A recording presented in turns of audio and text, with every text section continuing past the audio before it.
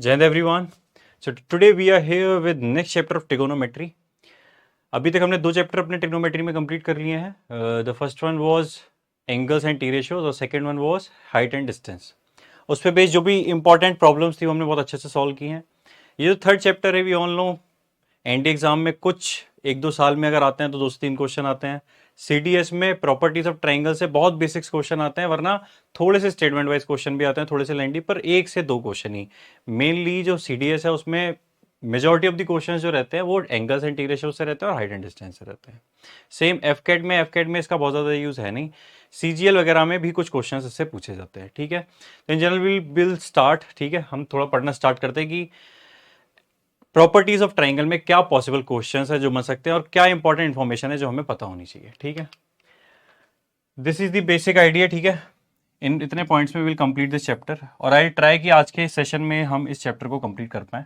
ठीक है, सबसे पहले देखो एंगल सम प्रॉपर्टी। कुछ नहीं है, बेसिकली एंगल के सारे, किसी भी ट्राइंगल के सारे जो एंगल्स होते हैं उनका सम 180 डिग्री होता है। उसका टाइप्स देखेंगे, sine rule, cosine rule. NDA वालों के लिए तो यही दो इंपॉर्टेंट बहुत है, इतने में ही काम हो जाएगा। बाकी सीडीएस के लिए तो सारे पढ़ो, नो ऑप्शन। ठीक है, और वरना है कुछ भी नहीं, किसी भी एग्जाम में कुछ भी हो सकता है, ऐसा कोई रूल नहीं है, क्योंकि सिलेबस में तो सब कुछ गिवन है ना। सिलेबस में साफ साफ लिखा है ट्रिगोनोमेट्री। Trigonometry means everything. ठीक है, नाउ एंगल्स हम प्रॉपर्टी समझते हैं बहुत जल्दी से आसान भाषा में।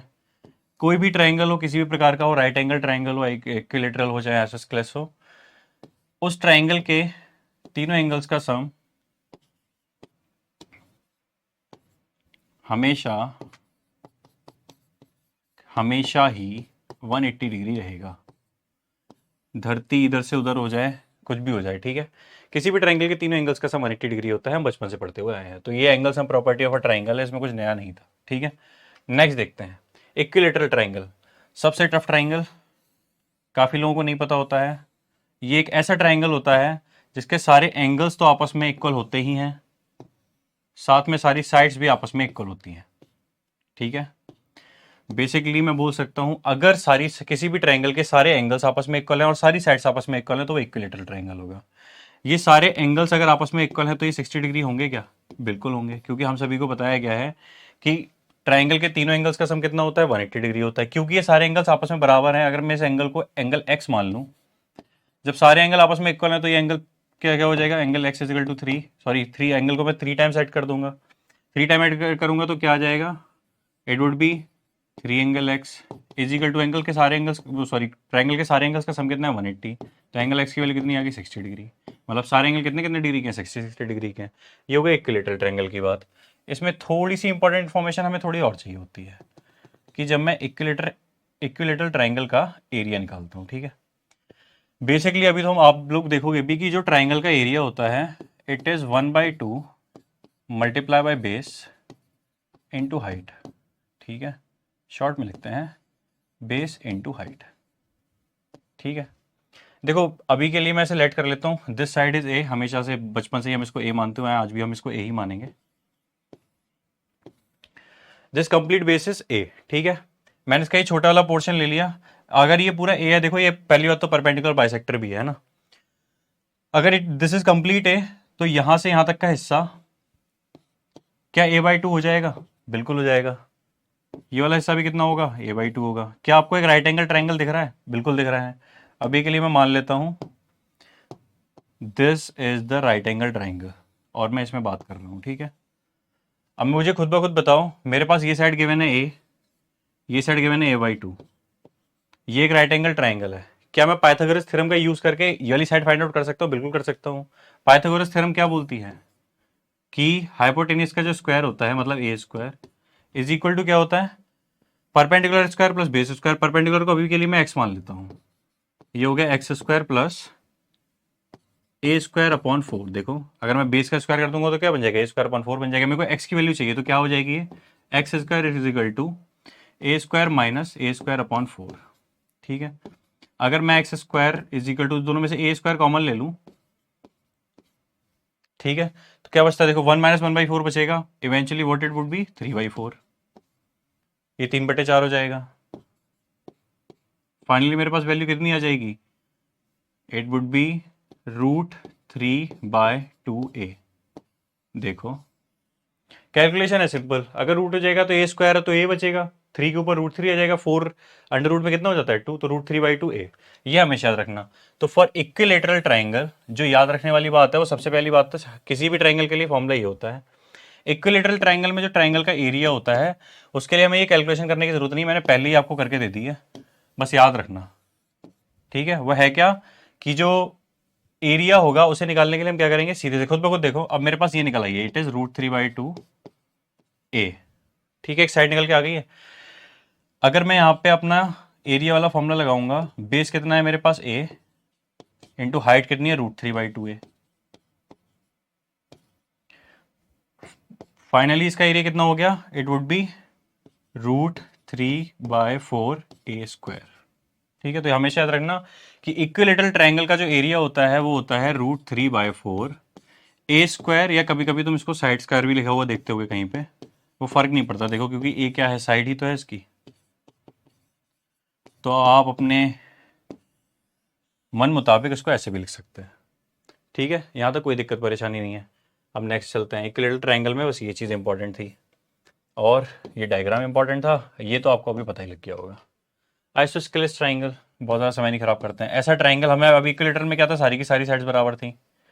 इसमें क्या होगा, हमारी कोई सी भी दो साइड्स आपस में इक्वल हो सकती हैं। ठीक है, मैंने मान लिया अभी के लिए ये दो साइड्स आपस में इक्वल है, साथ में ये दोनों एंगल्स आपस में इक्वल होते हैं। ठीक है, इसका यूज़ हमें अगर हम ज्योमेट्री करते हैं तो जरूरत पड़ती है, वरना हमें जरूरत नहीं पड़ती है। बस इतना याद रखो, इक्विलेटरल ट्राइंगल में ये दोनों साइड्स आपस में, दो कोई भी ऐसा कोई सा भी ट्राइंगल जिसमें कोई सी भी दो साइड्स आपस में इक्वल हो उसको आइसोस्केलेस ट्राइंगल बोलते हैं। ठीक है, राइट एंगल ट्राइंगल ये तो सबसे टफ है।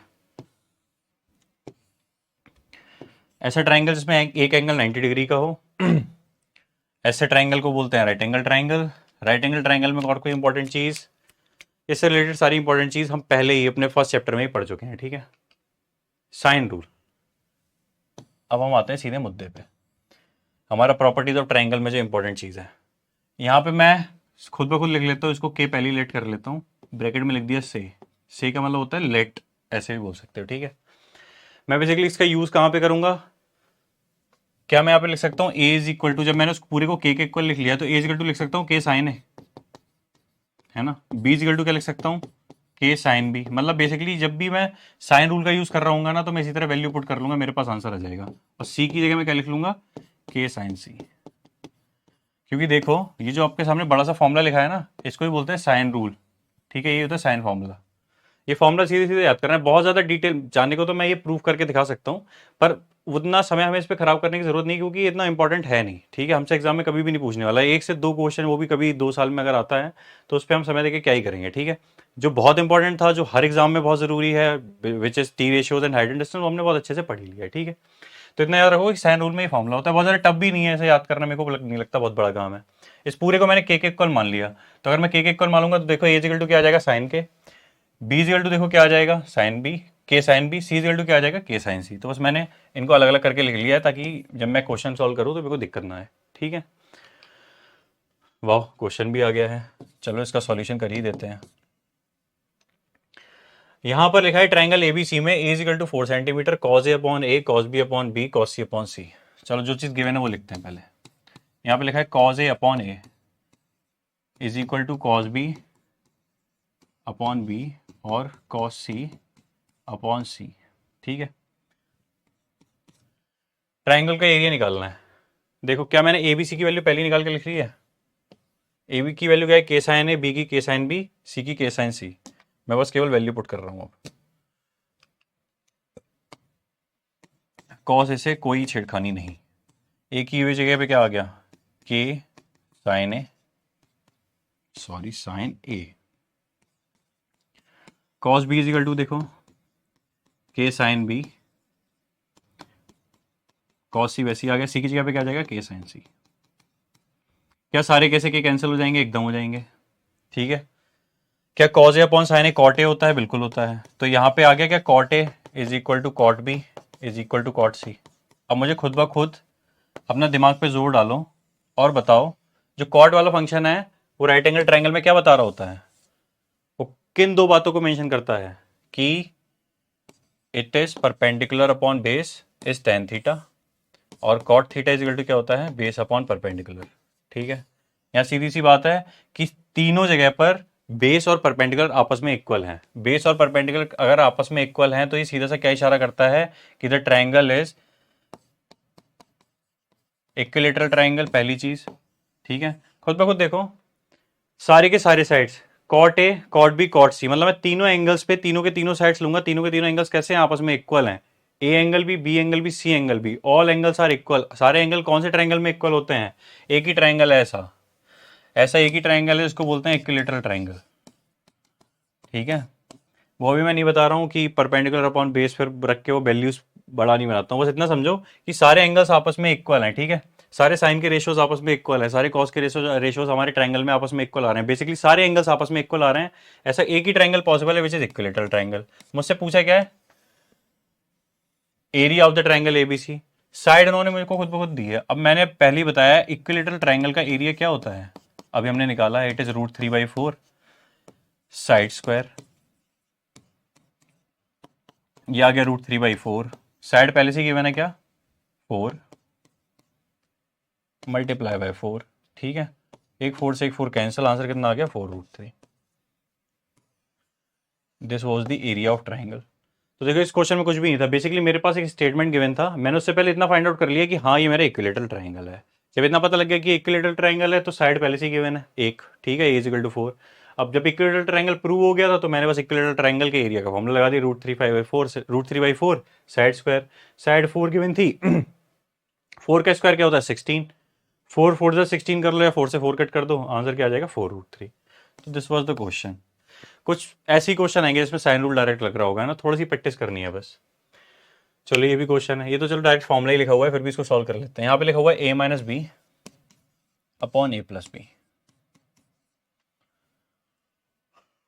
चलो अपना फॉर्मूला लगाना शुरू करते हैं जितना हमको आता है। ए की जगह पे क्या लिखूंगा, K साइन ए, मैं सीधे कॉमन लेके लिख सकता हूँ क्या, मैंने K कॉमन ले लिया। ए की जगह पे लिखूंगा मैं साइन ए और बी की जगह पे लिखूंगा K साइन बी, तो मैंने दोनों में से K कॉमन ले लिया, यहाँ पे डायरेक्ट लिख सकता हूँ साइन ए माइनस साइन बी। सेम नीचे भी देखो K साइन ए K साइन बी, दोनों में से K कॉमन ले लिया, साइन ए प्लस साइन बी। आज सभी सोच रहे होंगे सर इतनी स्पीड में क्यों पढ़ा रहे हैं, मैं बेसिकली इसीलिए स्पीड में पढ़ा रहा हूँ ताकि अब हम नए चैप्टर की तरफ आगे बढ़ सकें। ये चैप्टर उतना समय देने वाला है नहीं। ठीक है, स्पीड इसलिए भी पकड़ ली क्योंकि ट्रिग्नोमेट्री पढ़ते पढ़ते आप भी लगभग बोर हो चुके होंगे, मैं भी पढ़ाते पढ़ाते भी बोर हो चुका हूँ। अभी मैं बस कम से कम तो 100 की स्पीड में पढ़ा ही रहा हूँ, है ना। यह है साइन सी माइनस साइन डी का फॉर्मूला। साइन सी माइनस साइन डी का फॉर्मूला सभी को पता है, इट इज 2 cos C+D/2 मतलब A+B/2 sine A minus B/2।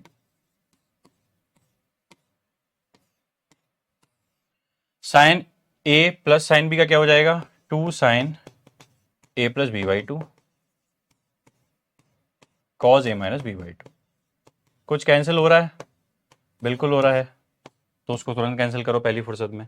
अब खुद ब खुद देखो, क्या ये साइन A माइनस बी और ये cos A minus B, sine theta upon cos theta क्या बन जाएगा, टेन थीटा, एक ये बन जाएगा। मतलब यहां पे से वैल्यू क्या आ गई, टेन A माइनस B/2। ठीक है, और देखो यहां पे बेसिकली क्या बन जाएगा, cos A+B/2 upon sine A+B/2। cos theta upon sine theta क्या होता है, cot थीटा, मतलब cot थीटा क्या आएगा, मल्टीप्लाई में। क्या मैं cot थीटा को 1/tan थीटा लिख सकता हूं, बिल्कुल लिख सकता हूं। तो नीचे क्या आ जाएगा, tan A+B/2। ऐसा कोई ऑप्शन दिख रहा है, कहां पर है वो ऑप्शन, ऑप्शन ए, करेक्ट। ठीक है, चलते हैं नेक्स्ट क्वेश्चन पे। अच्छा next question area of triangle, चलो ये पहले डिस्कस कर चुका हूं।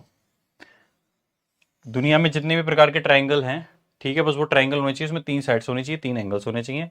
तो उनका फॉर्मूला क्या होता है, 1/2 मल्टीप्लाई बेस मल्टीप्लाई हाइट। ठीक है, बेस क्या होता है, दिस इज बेस, और हम हाइट ये लेते हैं। ठीक है, ऐसे करके ये वाली साइड नहीं ले लेंगे, परपेंडिकुलर हाइट वर्टेक्स से बेस के ऊपर आप परपेंडिकुलर ड्रॉ करो, फिर हम इस हाइट को हाइट कंसीडर करेंगे, इस बेस को बेस से कंसीडर करेंगे, उसकी मदद से हमारा ट्रायंगल का एरिया निकलेगा। ठीक है,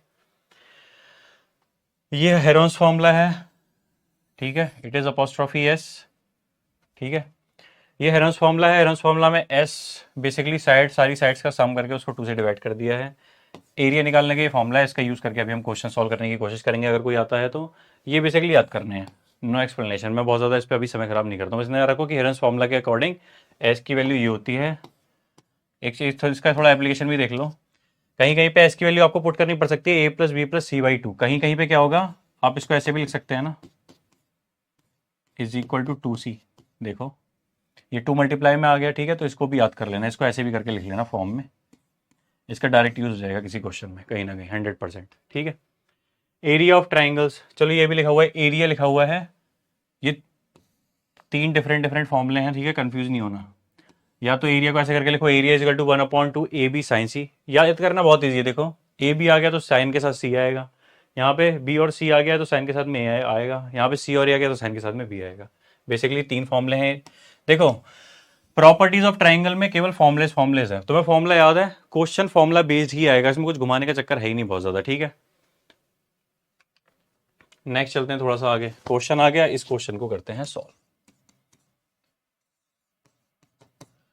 इसमें लिखा है in triangle ABC A is equal to 2√3+1 angle B is equal to 45 degree angle C is equal to 60 degree. इन्होंने सबसे पहले ये लिखा है ना, इसका मतलब ये चाहते हैं हम पहले इसको लिख लें, angle A plus angle B plus angle C is equal to होता है 180 degree. Angle A B, A तो दिया नहीं है, चलो ए की वैल्यू फाइंड आउट कर लेते हैं। प्लस एंगल बी कितना है 45, एंगल सी कितना है 60 degree. Angle A is equal to कितना आ गया देखो 180 डिग्री माइनस 6 4 10 105, तो एंगल ए की वैल्यू कितनी आ गई 75 डिग्री। वाह अमेजिंग। इसके आगे अब करते हैं अपना साइन रूल स्टार्ट, ठीक है। साइन रूल, देखो साइन रूल क्या बोलता है, a upon sine A is equal to b upon sine B.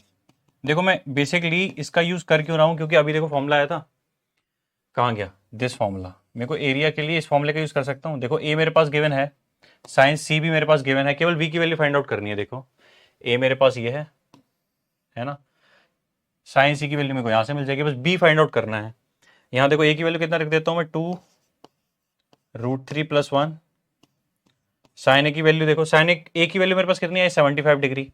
खुद ब खुद देखो, याद होगी अगर आपको तो, cos 15 डिग्री की वैल्यू कितनी थी √3+1 अपॉन 2√2, और cos 15 किसके इक्वल होता है, साइन 75 डिग्री के इक्वल होता है, ठीक है।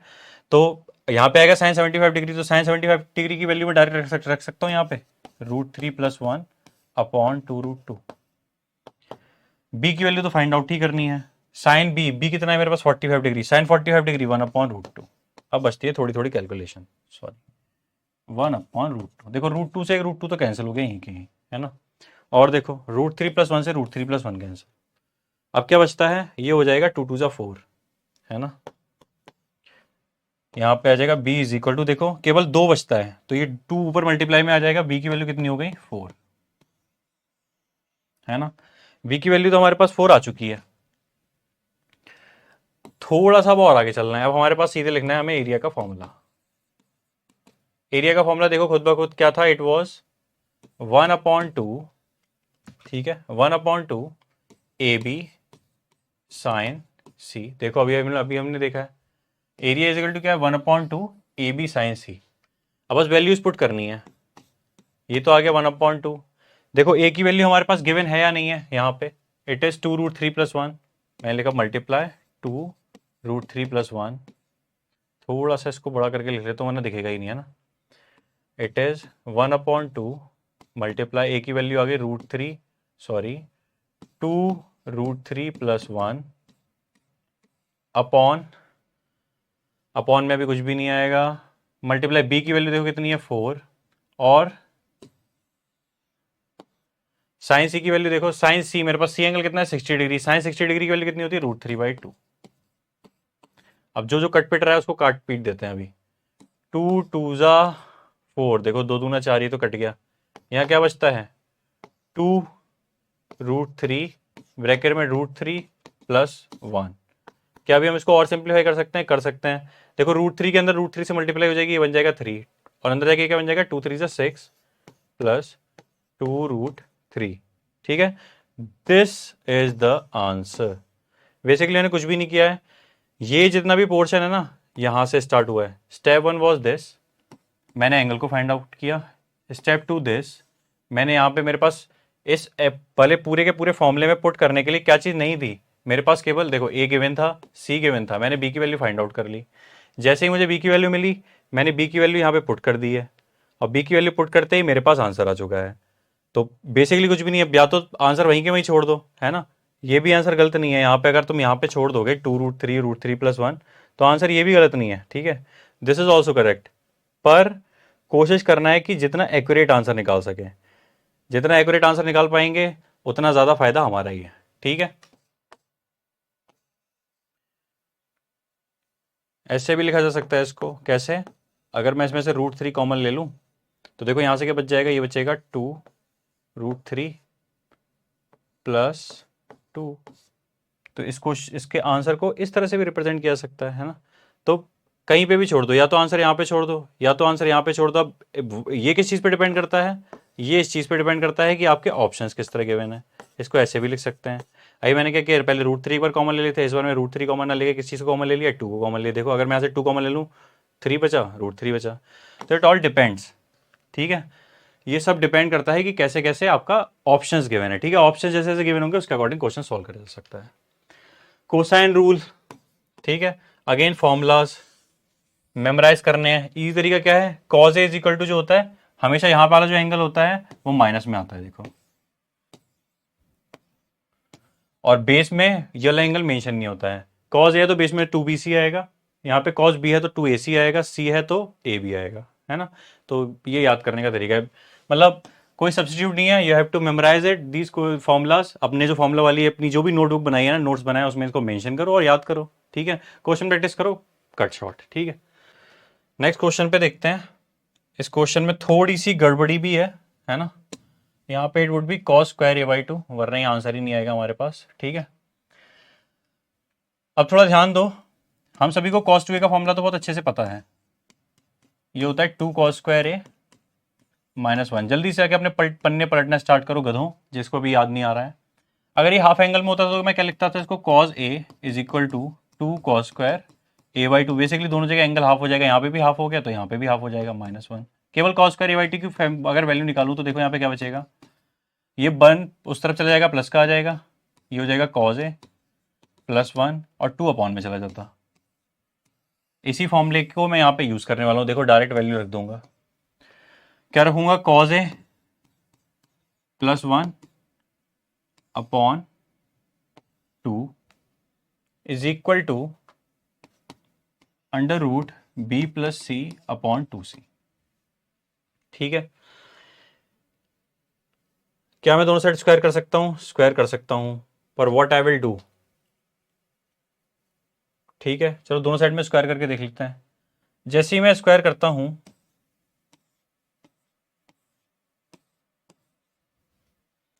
वाला रूट हट जाएगा एकदम एक ही बार में। देखो मेरे पास यहाँ पे क्या बचता है, इट वुड बी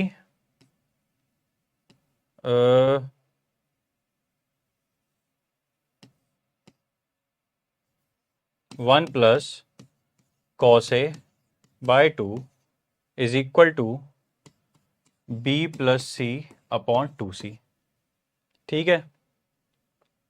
नेक्स्ट देखो, अच्छा देखता, अब हमारी गड़बड़ पता है कहाँ पे हुई है, यहाँ पे स्क्वायर है ही नहीं। अभी हम यहाँ पे ही स्क्वायर कर लेते हैं, स्क्वायरिंग कर लेते हैं। अगर मैं दोनों साइड में स्क्वायर कर दूं, यहाँ पे स्क्वायर करूंगा तो मैं यहाँ पे भी तो स्क्वायर करूंगा। Question is absolutely correct. मुझे लग रहा था cos स्क्वायर a/2 की वैल्यू रखनी है, क्योंकि हमारे पास या तो यहाँ पे रूट नहीं दिया हुआ होता, बिकॉज यहाँ पे अंडर रूट इज गिवन, इसलिए हमको क्या करना पड़ेगा, दोनों साइड में स्क्वायर करना पड़ेगा। जब यहाँ पे स्क्वायर हो जाएगा, यहाँ पे स्क्वायर हो जाएगा, तो फिर यहाँ पे क्या वैल्यू बचेगी, देखो खुद ब खुद।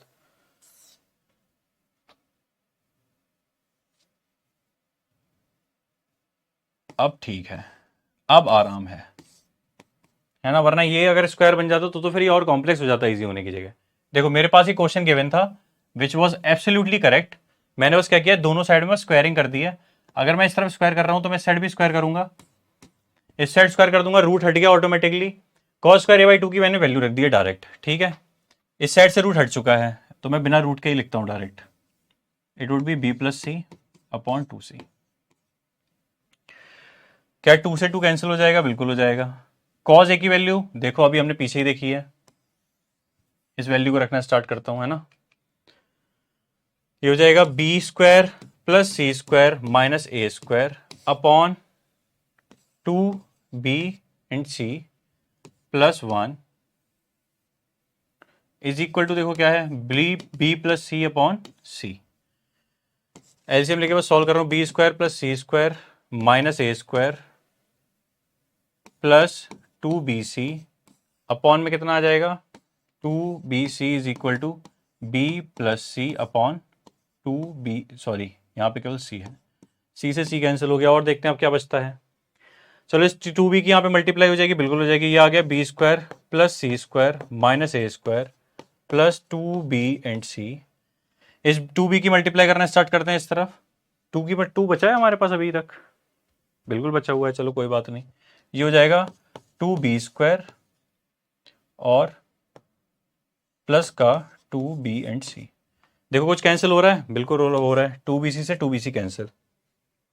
और भी कुछ बात बन रही है, बिल्कुल बन रही है। मैं पूरे एक्सप्रेशन को उस तरफ उठा के लेके जाता हूँ।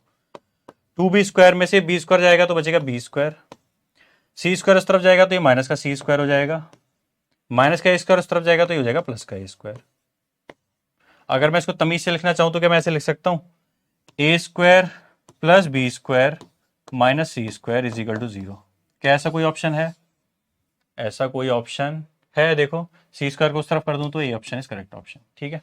तो स्टार्टिंग में गड़बड़ यहाँ पे भी मेरे को लगा ये केवल इतने में ही गड़बड़ है, या तो यहाँ पे स्क्वायर होना चाहिए। वो लगा क्यों? क्योंकि उसके बिना हम वैल्यू पुट नहीं कर पाएंगे। पर बेसिकली क्वेश्चन सही है, स्क्वायरिंग करनी है हमें दोनों साइड में। दोनों साइड में जब हम स्क्वायरिंग कर देंगे इधर से रूट हट जाएगा, यहाँ मेरे को वैल्यू पुट करने के लिए मिल जाएगी। ये फॉर्मूला होता है, फॉर्मूले मैंने डायरेक्ट वैल्यू पुट की। कॉस ए का फॉर्मूला हम अभी पढ़ के आए हैं, ठीक है। सीधे कॉस ए की जगह मैंने वैल्यू रख दी, +1 वैसा का वैसा ही है। बी प्लस सी अपॉन सी इस तरफ बचा था, वो मैंने वैसे ही छोड़ दिया। जब एलसीएम लेके सॉल्व किया तो फाइनली मेरे पास रिजल्ट क्या आया, A square plus B square minus C square. तो इस तरह से वाला क्वेश्चन भी फिनिश हो चुका है। चलते हैं नेक्स्ट क्वेश्चन की तरफ। चलो ये भी समझ लो, ये फॉर्मूला है धीरे धीरे, किसे नहीं पता ये पाइथागोरस थ्योरम है। एक्यूट एंगल ट्रायंगल के लिए दो साइड का जो सम होता है वो तीसरी साइड से बड़ा होता है, और ऑब्ट्यूस एंगल के लिए वही तीसरी साइड से छोटा भी होता है ना। Find B cos C plus C cos B, क्या ये भी हम उसी तरीके से करने वाले हैं? बिल्कुल। कॉस सी का हम फॉर्मूला पुट करना स्टार्ट करते हैं, ठीक है। It was A square plus B square minus C square upon 2ab, ठीक है। चलो ये तो क्वेश्चन के ऊपर चला जाएगा, ऐसे तो इधर से लिखना स्टार्ट कर देता हूँ बी। देखो कॉस सी सीधा सा फॉर्मूला है, फॉर्मूला लगाने में कोई बड़ी बात नहीं है। अगर सी लिखा हुआ है ना उसमें तो सीधे लिखो ए स्क्वायर प्लस बी स्क्वायर। पहले तो ए स्क्वायर बी स्क्वायर आएगा, सी स्क्वायर माइनस में ही आएगा, लास्ट में आएगा, ठीक है। और लास्ट में भी सी नहीं आना है, नीचे भी, तो यहाँ पे क्या बचेगा 2ab। सेम प्लस का साइन आ गया, सी वैसे ही आ गया। कॉस भी देखो, कॉस भी है मतलब बी लास्ट में आना है, तो स्टार्टिंग में क्या आएगा, A square plus C square minus B square upon 2ac। तो फॉर्मूला में कुछ खास बड़ा काम भारी काम है नहीं। बी से बी कैंसिल, यहाँ पे भी, यहाँ पे सी से सी कैंसिल, दोनों का बेस क्या आ गया 2a एलसीएम आ जाएगा। देखो डिनोमिनेटर सेम है, ऊपर की साइड ऐसी ऐड हो जाएंगी, A square plus B square minus C square plus A square plus C square minus B square, ठीक है। दोनों की दोनों साइड्स आ गई। अपॉन में कितना है 2a, कुछ कट्टा पीटी हो रही है, बिल्कुल हो रही है। सी स्क्वायर से सी स्क्वायर कैंसिल और बी स्क्वायर से बी स्क्वायर कैंसिल, कितना बचा 2a स्क्वायर, यहाँ से बच गया 2a स्क्वायर अपॉन में कितना है 2a, a से a कैंसिल हो जाएगा, 2 से 2 कैंसिल हो जाएगा, मेरे पास कितना बचेगा a कोई ऑप्शन है? बिल्कुल है, बी ऑप्शन इज a। वाह, ये क्वेश्चन भी सॉल्व है। Next question, projection formula. देखो बेटा अब जितने ये फॉर्मुलाज आ रहे हैं ना, इन पे बेस में क्वेश्चंस देना स्टार्ट कर दूंगा थोड़े, या तो इसी वाले लेक्चर की शीट में दूंगा, वरना आगे वाले लेक्चर्स में देना स्टार्ट कर दूंगा, ठीक है। चलो यहाँ पे नेफर एच नहीं आता है, ठीक है, थोड़ा नेफर ज्यादा ही एक्सेंट, अमेरिकन एक्सेंट में इनका नाम हो गया है, ठीक है। ये फॉर्मुलाज हैं, अगर पीछे तुम लोगों को ध्यान हो तो हम ये डायरेक्ट सॉल्व भी कर चुके हैं यार, ये कुछ भी नहीं है। जो अगर तो अभी तुम लोगों ने देखा ना 10a plus B by two, sorry 10a plus B by two upon 10a minus B by two आया था, ये वही है, बस मैंने इसको चेंज करके लिख लिया है। कैसे? a plus B, sorry a plus B plus C is equal to pi था ना, तो मैंने उसको pi minus a plus B करके चेंज करके लिख दिया। मतलब ये फॉर्मूले प्रूफ भी हो सकते हैं, बहुत ज़्यादा टफ नहीं है। अगर आपको लगे आपके पास बहुत ज़्यादा समय, आपने प्रैक्टिस अच्छी कर ली, तो इनको प्रूफ करके देख लेना एक बार, ठीक है। बेसिकली ये फॉर्मूलाज है, मैंने उसे शीट में लिख दिए हैं ताकि जब लेक्चर टाइम पे भी इनको देख सको। कुछ में अगर एरर होता है तो no, try not to worry, परेशान होने की कोई ज़रूरत नहीं है। मैं नीचे शेड को वो दे रहा हूँ आपको, हैंड रिटन नोट्स दे रहा हूँ, वो हैंड रिटन नोट्स में आपको ये सारे के सारे फॉर्मूलाज मिल जाएंगे, ठीक है। तो चिंता करने की, घबराने की कोई ज़रूरत नहीं है। सिंपली बेसिकली फॉर्मूले हैं सारे के सारे, सारी किताब में दिए हुए हैं, और हमें इनमें से कोई सा भी फॉर्मूला प्रूफ नहीं करना है ना। चलो एक क्वेश्चन आ गया, इसको भी सॉल्व भी कर लेते हैं। यहाँ पे लिखा हुआ है cos square a by 2, this is the question. चलो थोड़ा सा हट्टा कट्टा क्वेश्चन है, यहीं से स्टार्ट करते हैं इसको सॉल्यूशन करना। यहाँ लिखा है B C cos a by 2 का स्क्वायर। चलो हम डायरेक्ट फॉर्मूलाज उठाते हैं, ठीक है। खुद ब खुद देखो, cos a by 2 equal to कितना है, S S minus A upon B C. इसको याद करने का बहुत सिंपल तरीका है, जहां पे भी ए आएगा वो ए यहाँ पे आ जाएगा, उसके अलावा ए के बाद क्या बचता है, बी सी बचता है, वो अपॉन में आ जाएगा। सेम देखो यहाँ पे बी गिवन है, S S minus B upon A C, ठीक है। तो सारे सारे सिंपल फॉर्मुलाज है, मैं सीधे फॉर्मुलाज पुट करना स्टार्ट कर रहा हूँ। बी सी एस सी आ गया, cos a बाई 2 मतलब क्या आएगा यहाँ पे, S S minus A upon B और सी और अंडर रूट, ठीक है। इसका क्या गिवन है, स्क्वायर। अब देखो मैं यहाँ पे एक स्टेप थोड़ा कम करने वाला हूँ, पहले ही समझा देता हूँ। देखो cos a बाई 2 की वैल्यू दी है under root S S minus A upon B C. अगर मैं दोनों साइड में स्क्वायर कर दूं, अगर मैं स्क्वायर कर दूं तो क्या ये अंडर रूट हट जाएगा, तो क्या cos a बाई 2 की वैल्यू डायरेक्ट कितनी आ जाएगी, S S minus A upon में बी सी, ठीक है। तो वहां पे देखो सारे के सारे क्या है, स्क्वायर गिवन है ना। अगर स्क्वायर गिवन है तो सारे के सारे अंडर रूट हट जाएंगे, ठीक है। देखो यहाँ पे सारे के सारे स्क्वायर है, तो सारे के सारे अंडर रूट हट जाएंगे। तो मैं डायरेक्ट क्या करता हूँ, अंडर रूट हटा के क्वेश्चन को सॉल्व करता हूँ, ठीक है। सीधे क्या आएगा, B and C, cos a by 2 की वैल्यू कितनी हो जाएगी, S S minus A upon में बी सी, ठीक है। उसके बाद प्लस सी ए सी आ गया। बी बाई 2 में देखो कितना आएगा, S S minus B, B आ चुका है तो अपॉन में क्या बचेगा, ए सी, प्लस ए बी ऐसे ही लिख लिया। cos c बाई 2 मतलब क्या आ जाएगा, ये एस एस माइनस सी अपॉन में ए बी। अब देखो बेसिकली हर जगह सारी की सारी चीजें कट्टम कट्टू वाली चीजें तुम्हें आराम से दिख रही होंगी। जो चीज खून खराबा से खत्म हो रही है उनको पहले खून खराबे से ही खत्म करते हैं। बी सी से बी सी के कैंसिल, सी ए से ए सी, ए बी से ए बी चला गया। अब देखते हैं क्या चीज बची, जो बचता है उसको लिख लेते हैं। यहां बच गया ये एस, देखो मैं बेसिकली देखो सब में से एस कॉमन ले सकता हूं, मैंने एस कॉमन ले लिया। यहां आ गया S minus A plus S minus B plus S minus C. अब एक प्रॉपर्टी याद दिलाऊंगा तुम्हें यहाँ पे ही, ठीक है। थोड़ा दिमाग और कान खोल के रखना। एस एस और एस कितना हो गया, 3s। तीनों में से माइनस ए बी सी में से मैं अगर माइनस कॉमन ले लूं कितना बचेगा, ए प्लस बी प्लस सी, ठीक है। अभी जब मैंने स्टार्टिंग की थी फॉर्मूला लिखाने की, वहां पे एक जगह आया था A is equal to A plus B plus C by 2। यहां से मैं A plus B plus C की वैल्यू निकाल सकता हूं। क्या मैं इसको लिख सकता हूं, 2s। देखो इस 2s को मैं कहाँ रखूंगा, यहाँ पे। तो बेसिकली कितना आ गया, s is equal to 3s minus इसकी वैल्यू कितनी है, 2s। 3s में से अगर 2s जाएगा तो कितना बचेगा, एक s बचेगा। s मल्टीप्लाई बाय s मतलब s स्क्वायर। ऑप्शन में है ऐसा, बिल्कुल है। यहां पर आके हमारे ऑलमोस्ट सारे क्वेश्चंस खत्म होते हैं। अब प्रॉपर्टीज ऑफ ट्राइंगल में जितनी भी इंपॉर्टेंट चीजें मुझे लगता था मैंने सारी की सारी इस लेक्चर में कवर की हैं, ठीक है। अब से नेक्स्ट चैप्टर जो एक बचता है, शायद इनवर्स ट्रिग्नोमेट्री का जो चैप्टर बचता है हमारा, उसको व्हाट आई विल डू कि एक सेपरेट क्लास लेके ना, अभी बिकॉज ट्रिग्नोमेट्री के बहुत ज्यादा सेशंस हो चुके हैं, ट्रिग्नोमेट्री का जो इनवर्स वाला पार्ट है उसमें से बहुत ज्यादा अमाउंट में क्वेश्चंस तो नहीं आते हैं, ठीक है। बेसिकली हमारे एनडीए एग्जाम में क्वेश्चंस आने वाले हैं इनवर्स ट्रिग्नोमेट्री से। इनवर्स ट्रिग्नोमेट्री को मैं थोड़े से लंबे टाइम में बीच में कहीं पे भी उसके 2 लेक्चर पेस्ट करूंगा आपसे। नेक्स्ट सेशन में what we will start, Neha ma'am most probably आपका मैट्रिसेस डिटर्मिनेंट स्टार्ट करने वाली है, ठीक है। तो बी रेडी, उनके साथ भी पढ़ो, यू विल एंजॉय, ठीक है। बाकी प्रैक्टिस शीट में देता रहूंगा। मैट्रिसेस डिटर्मिनेंट के बाद हो सकता है अलजेब्रा स्टार्ट हो, तो अलजेब्रा में फिर से मैं चैप्टर्स पढ़ाना स्टार्ट करूंगा। बस एक चीज में कभी भी कमी नहीं करनी है, मैं पढ़ाऊं या नेहा मैम पढ़ाएं, जो 3 रूल बताए हैं कि टाइम से सारे के सारे लेक्चर्स खत्म करने हैं, कोई भी बैकलॉग रखना नहीं है, ठीक है, क्वेश्चन प्रैक्टिस करनी है, पीवाईक्यू सॉल्व करने हैं, 4 चीजों के चक्कर में पढ़ना नहीं है। जितना बताया गया है, जितना लिमिटेड बता रहे हैं, फिर से बोल रहा हूं, जितना लिमिटेड रिसोर्स रखोगे, जितना कम चीज रखोगे, उसका जितना रिवीजन कर लोगे उतना ज्यादा फायदा मिलेगा। ठीक है, मिलते हैं नेक्स्ट क्लास में, तब तक के लिए जय Hind, thank you so much. और याद रखना, इनवर्स ट्रिग्नोमेट्री के लेक्चर थोड़े समय बाद, मोस्ट प्रोबेबली अब से 3 से 4 लेक्चर के बाद, कभी भी वो लेक्चर्स, मतलब क्या होगा कि जहां पे भी आपका मैट्रिसेस डिटर्मिनेंट है उसी के नीचे 2 पार्ट में मिल जाएगा आपको इनवर्स ट्रिग्नोमेट्री भी। ठीक है, तो मतलब किसी भी डे पे वो खुद ब खुद खुल जाएंगे, डोंट वरी अबाउट दैट। ठीक है, बाकी नेक्स्ट क्लास में you will see Neha ma'am, बहुत अच्छे से कोऑर्डिनेट करना और अच्छे से पढ़ाई करना। फिर से मैं अभी किसी ना किसी लेक्चर में किसी ना किसी चैप्टर के साथ फिर से आ जाऊंगा। थैंक यू सो मच, मिलते हैं नेक्स्ट क्लास में, और जब कभी भी हमें फिर से एक साथ बैठ के पढ़ने का मौका मिलता है। जय हिंद।